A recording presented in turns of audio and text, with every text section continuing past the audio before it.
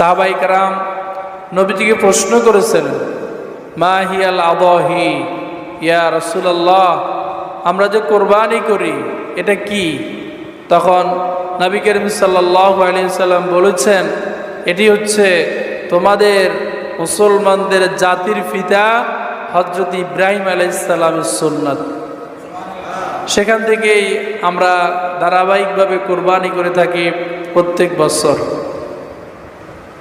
সাইয়েদনা হযরত ইব্রাহিম আলাইহিস সালাম একেবারে নিঃসন্তান ছিলেন, তিনার কোনো সন্তান ছিল না।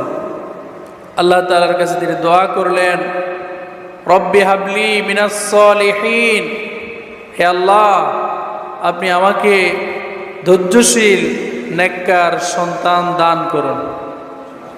আল্লাহ তাআলা সাইয়েদনা ইব্রাহিম আলাইহিস সালামের দোয়াকে কবুল করেছেন এবং আল্লাহ তাআলা তিনাকে সুসংবাদ দিয়েছেন। আল্লাহ বলছেন, ফাবাশশারনাহু বিগুলামিন হালিম, আমি আপনাকে নেককার ধৈর্যশীল একজন সন্তানের সুসংবাদ দান করলাম।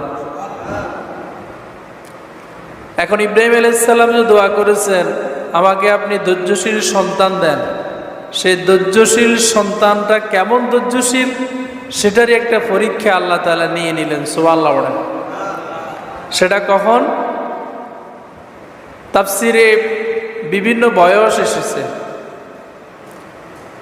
যে সন্তান দুনিয়াতে এসেছে তিনার নাম হচ্ছে ইসমাঈল আলাইহিস সালাম, এবং তিনি যখন 9, 11, 13, 15 এরকম অনেক বয়স তাফসির উল্লেখ করেছে,